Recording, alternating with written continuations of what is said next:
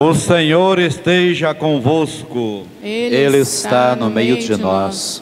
Proclamação do Evangelho de Jesus Cristo, escrito por São Lucas. Glória a vós, Senhor.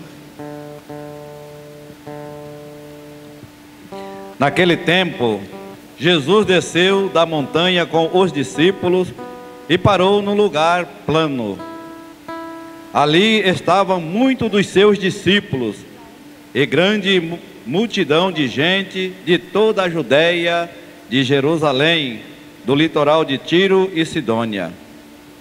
E levantaram os olhos para os seus discípulos e disse: Bem-aventurado vós, os pobres, porque vós é o reino de Deus.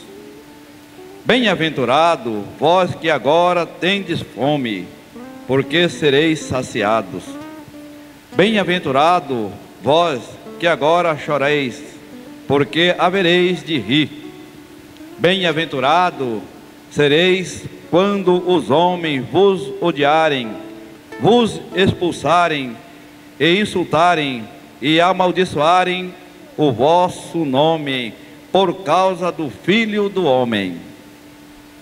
Alegrai-vos neste dia, exultai, pois será grande a vossa recompensa no céu. Porque era assim que os antepassados deles tratavam os profetas. Mas, ai de vós ricos, porque já tende vossa consolação. Ai de vós que agora tende fartura, porque passareis fome. Ai de vós que agora rides, porque tereis luto e lágrima. Ai de vós, quando todos vos elogiar. Era assim que os antepassados deles tratavam os falsos profetas.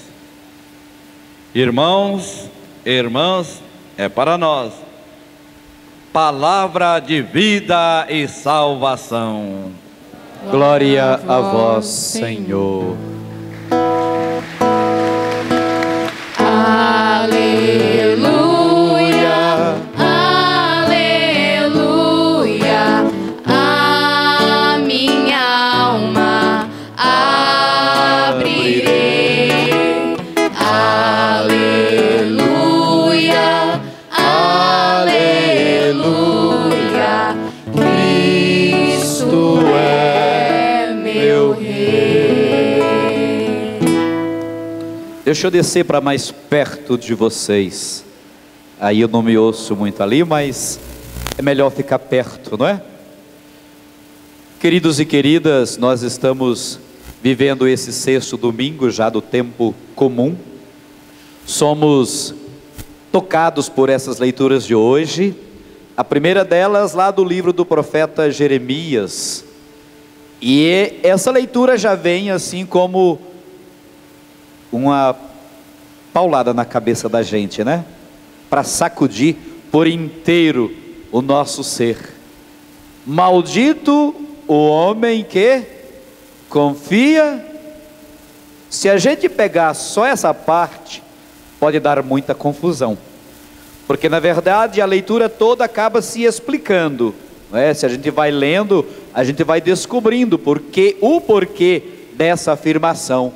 Maldito o homem que confia noutro homem, fazendo consistir num ser humano toda a sua confiança, toda a sua segurança, em detrimento, ou seja, deixando Deus de lado em segundo plano.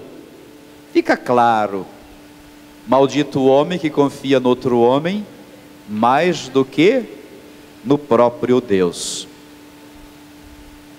Eu fico pensando, Padre Celestino, que politicamente nós já passamos por essa situação, entre aspas, de maldição, quando pusemos fé demasiadamente neste ou naquele outro candidato ou candidata, né?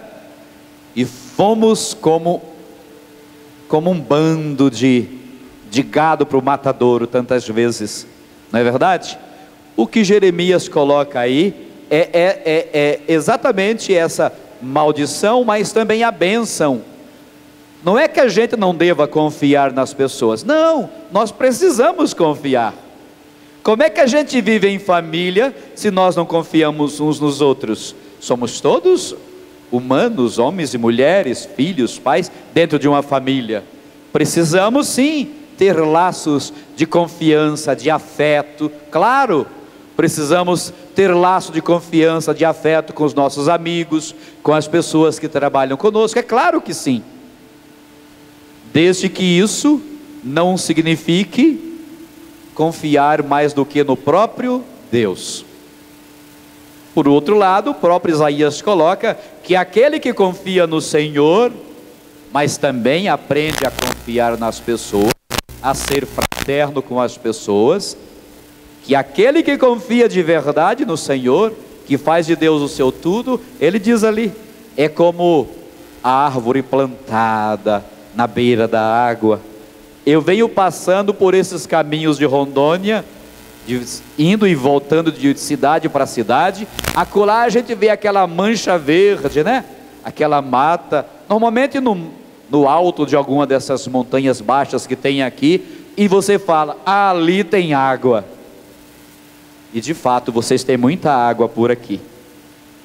Visitando meus tios lá no sítio, lá na Presidente Médici, parece que eles estão plantados em cima de um manancial de água, porque desce água e mina de todos os cantos. E você vê a palavra não existe, aquele verdume todo, né? Aquela mata verde, aqui você fala, ali tem água, porque tem vida. Então, Jeremias coloca isso para a gente, que quem realmente está plantado em Deus, e faz de Deus o seu Senhor, e a sua confiança está no Senhor, é assim como essa árvore, está sempre verde, passa por calor, passa sim, mas do contrário de Jeremias,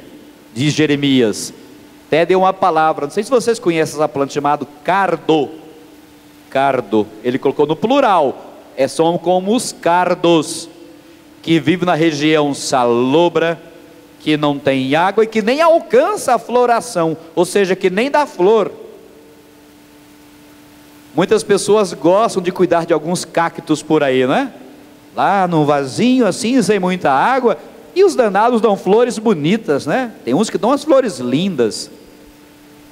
Jeremias coloca que essa maldição de quem esquece de Deus é tão grande que se torna como um cardo, que nem flor consegue dar, porque está tão longe da vida. Concluindo, precisamos confiar e amar as pessoas, não é verdade? Sem isso o mundo seria muito mais caótico do que já está, mas precisamos sobretudo aprender a confiar mais em Deus, colocar em Deus de fato a nossa segurança e toda a nossa vida nas mãos de Deus. Isso é o que a primeira leitura vai trazendo para a gente, não é? Já a segunda leitura, Paulo fala aos Coríntios, São Paulo aos Coríntios, não fala só para os corintianos não, tá bom? É aos Coríntios, a Corinto, aquela comunidade, e fala para todos nós hoje sobre a ressurreição de Jesus, que é aquilo que é o centro da nossa fé, a fé na ressurreição de Jesus. E se alguém duvida, se alguém diz, falou Paulo, se alguém diz que Jesus não ressuscitou, se os mortos não ressuscitam, então Jesus também não ressuscitou, e se Jesus não ressuscitou, vocês estão perdendo tempo, diz ele, é uma fé inútil, é uma fé furada, é uma barca furada. Mas não, diz Paulo, Jesus ressuscitou, por isso a nossa fé tem sentido, por isso faz sentido crer, por isso faz sentido acreditar que a morte biológica é realmente somente biológica, que o corpo não consegue ir além de um determinado tempo, uma quantidade de tempo, não é? Se passar dos 100, vira maracujá com certeza, todo engrujinhado, como se diz. Mas não é para o corpo que a gente vive, e não é só para buscar a vida desse corpo biológico, mas sobretudo da nossa alma, daquilo que nos faz verdadeiramente imagem e semelhança de Deus. E não é o corpo, é a nossa alma, não é? E aí que São Paulo diz: nossa fé tem sentido, nossa fé está abalizada, centrada, fundamentada na ressurreição de Jesus. E isso dá todo sentido para a nossa caminhada de fé neste mundo, não é verdade? Vamos cantar uma canção agora, antes de falar do Evangelho, um pouquinho, né? Vamos trazer uma canção. Vamos trazer um pouco da canção Declaração de Amor.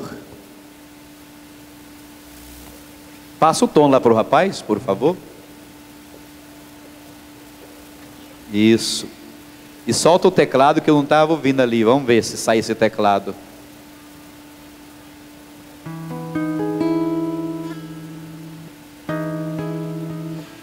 E eu quero cantar um pedacinho dessa canção exatamente para a gente experimentar que a ressurreição de Jesus é precisamente esse cartão carimbado do amor de Deus por nós, sabe? É a declaração viva desse amor de Deus por nós, isso mostrado, revelado em Jesus, que nos assumiu na cruz e ressuscitou por nós.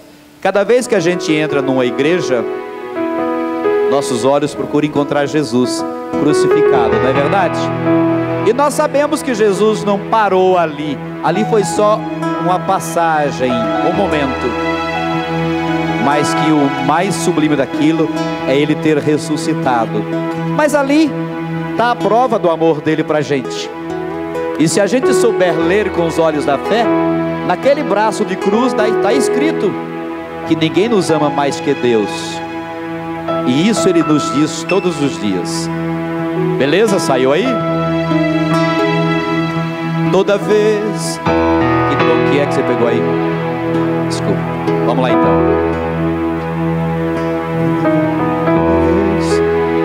Tá, não é esse tom não, é Ré maior, não é? Toda vez que eu me ajoelho lá na igreja,